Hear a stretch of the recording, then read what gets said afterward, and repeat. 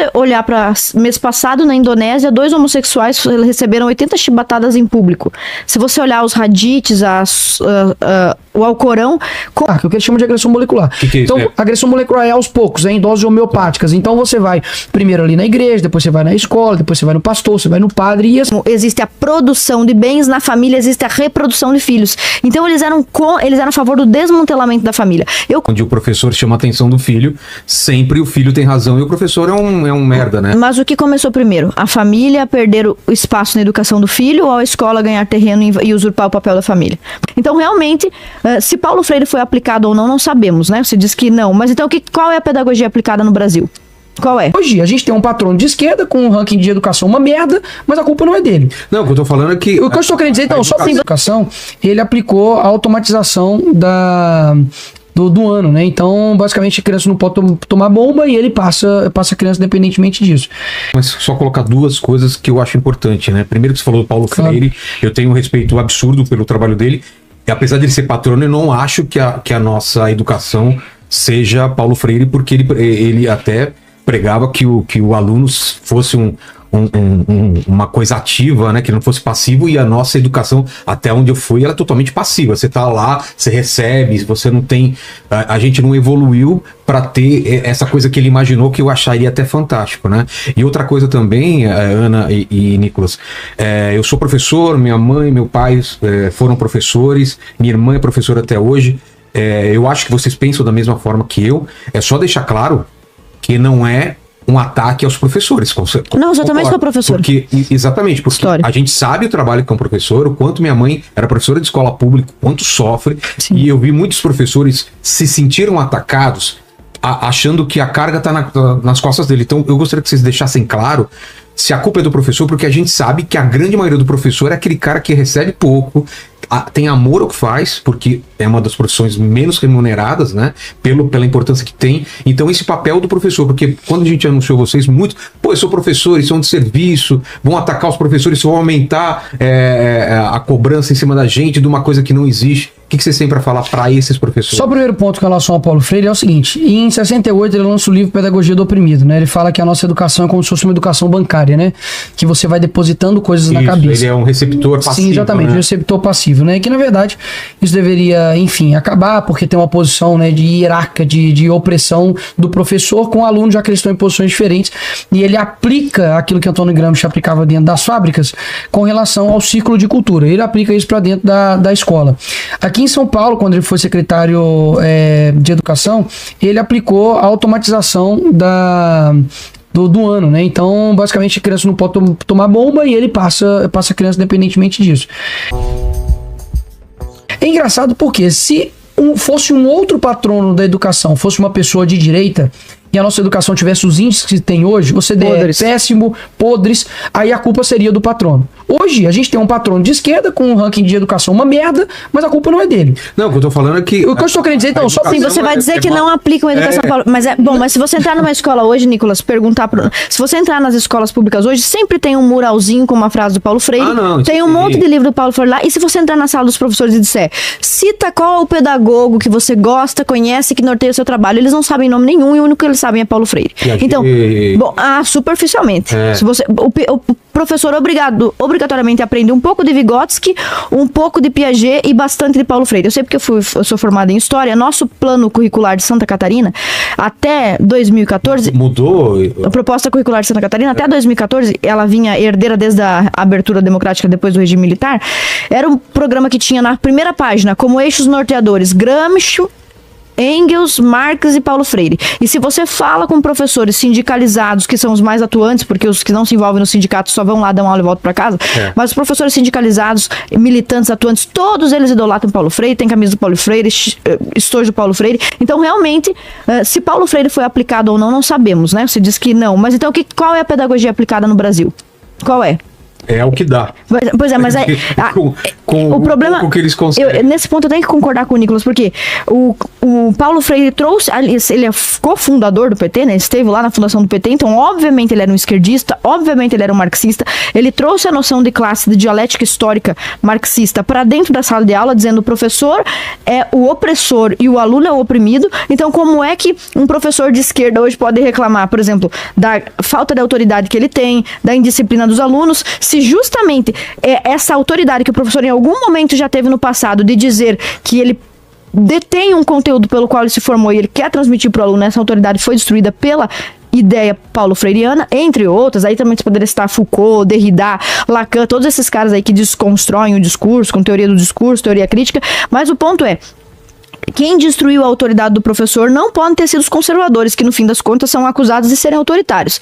Nós, conservadores, entendemos que a educação não deve ter um currículo federalizado, ela deve ser descentralizada, deve ser o mais liberal possível. Não, eu acho que quem destruiu a autoridade dos professores é a criação das famílias atualmente, que numa situação onde o professor chama a atenção do filho, sempre o filho tem razão e o professor é um merda, né? Mas o que começou primeiro? A família perder o espaço na educação do filho ou a escola ganhar terreno e usurpar o papel da família? Porque hoje as escolas têm que escovar o dente da criança, tem psicólogo, tem que dizer pra mãe trocar a fralda do menino se ele vem...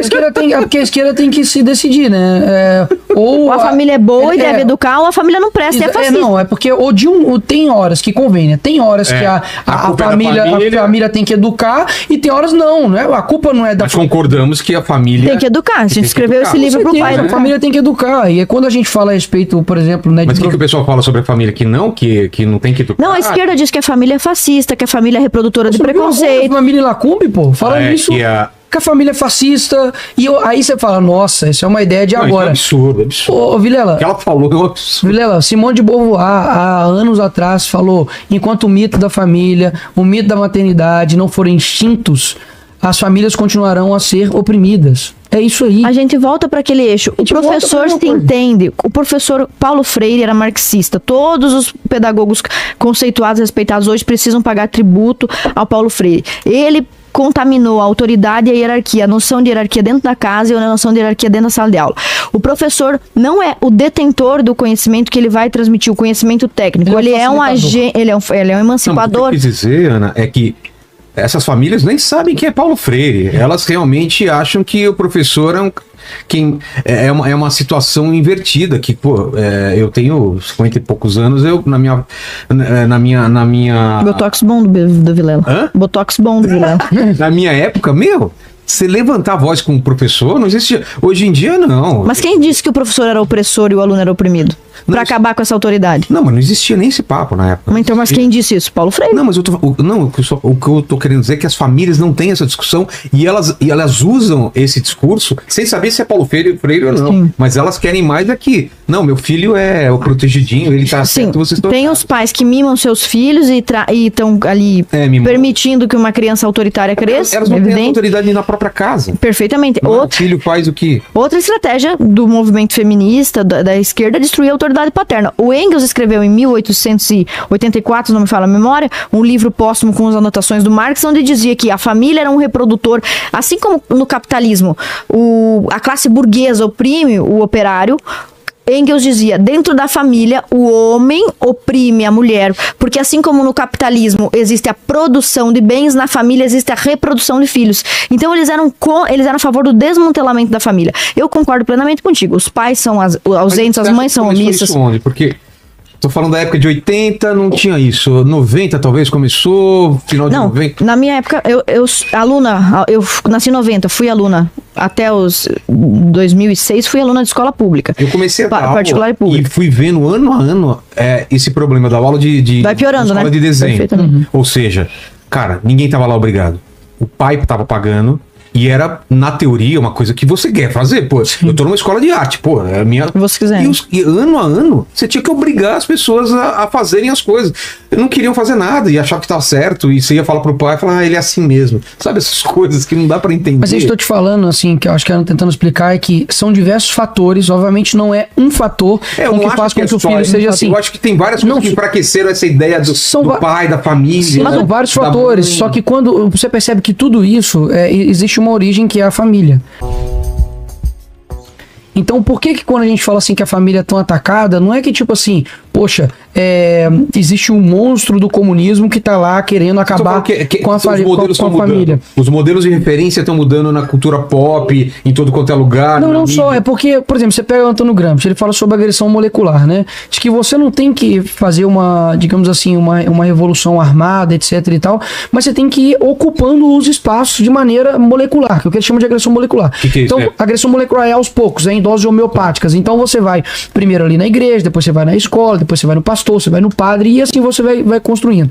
Quando você pega a hegemonia cultural, que é o conceito que ele traz com relação a um domínio psicológico das massas, exatamente isso que você disse, no seguinte sentido, pô, eu nem sei lá quem que é Paulo Freire, não, pô. Eu nem sei que é a esquerda, Karl Marx, mas isso não significa que não é esse é o grande trunfo. Eu tô periferia, sim, né? mas eu estou falando, este é o grande trunfo da esquerda nesse sentido, porque a pessoa chega hoje e fala assim, não sou de esquerda não, poxa, não sou de esquerda não. Eu, por exemplo, eu vou na igreja e tal, sou evangélico e tudo, aí você pergunta a posição do cara sobre o aborto. Ele fala, não, mas em alguns casos eu sou favorável.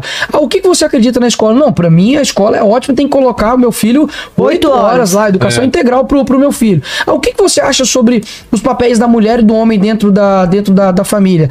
Eu acho que assim, a Bíblia, ela coloca uma submissão que assim é uma escravidão ali pra mulher. Eu acho que os homens, a gente tem uma sociedade patriarcal. Cara, ele não faz ideia que ele é de esquerda. Exatamente. Esse é o grande trunfo. Isso que a gente chama de hegemonia, né? Se você parar pra perguntar pra alguém hoje, como eu nasci na periferia, pô, chega pro cara e fala assim aqui, Antônio Gramsci. O cara fala, o quê?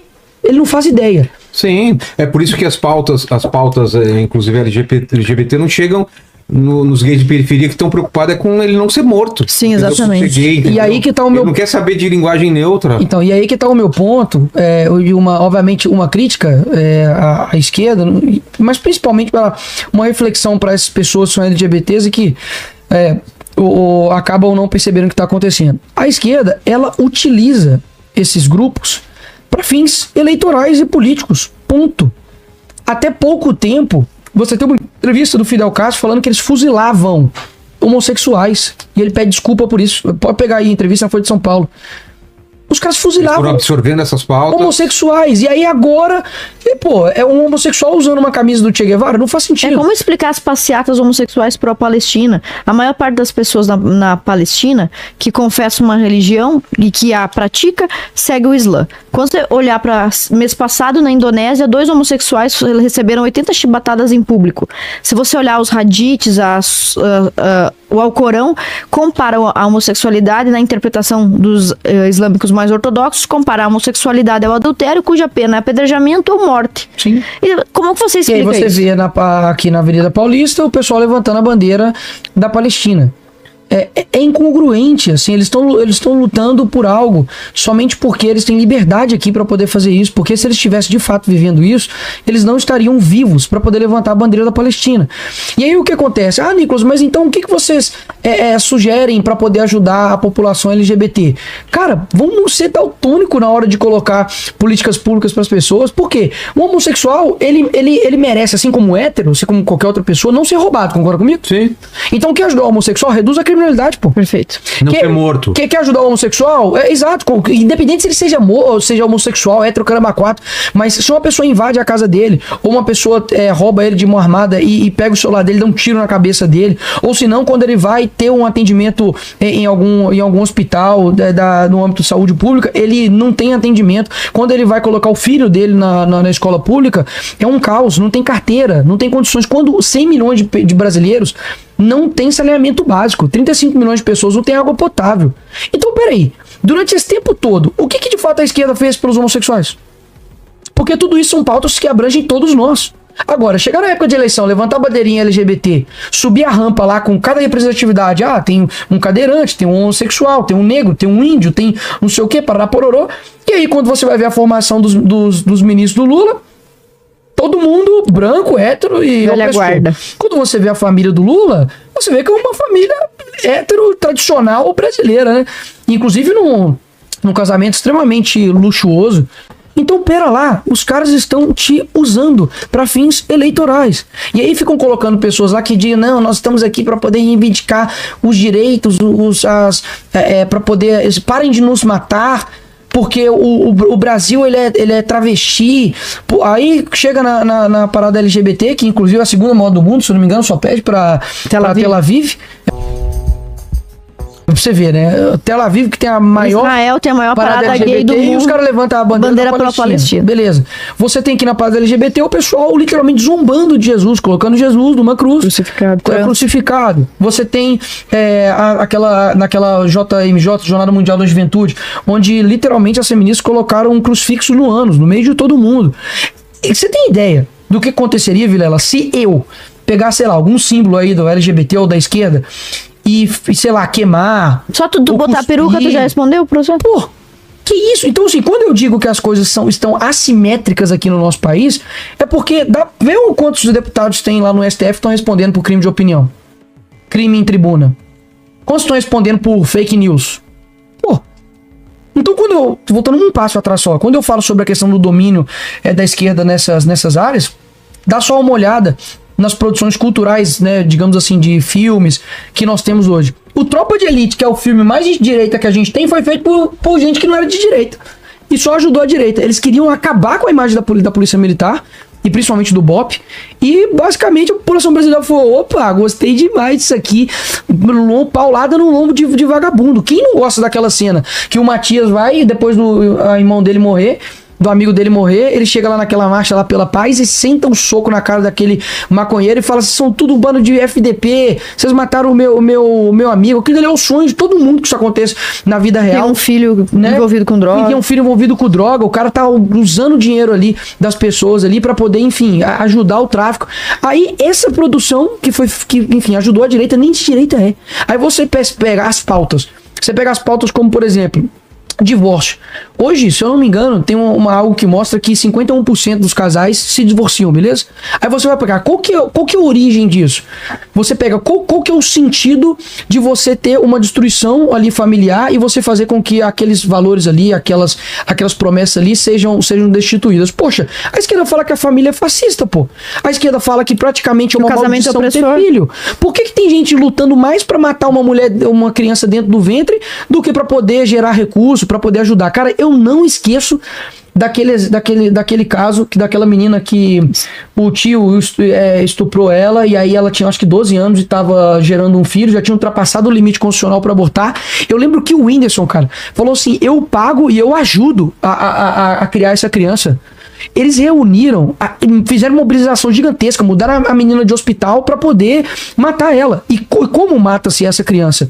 Você coloca uma injeção de cloreto de potássio que gera nessa criança uma parada cardíaca. Sem anestesia. Sem anestesia, sem nada. A gente já falou aquele dia. Esse método de morte por assistolia fetal com cloreto de potássio, ele é proibido até para você sacrificar animais. Por exemplo, um pitbull te atacou na rua, você vai sacrificar esse animal, você não pode... Exatamente. Sabe por quê? O Código de Proteção diz que é desumano matar um cachorro dessa forma, um rato do laboratório. Agora você pode matar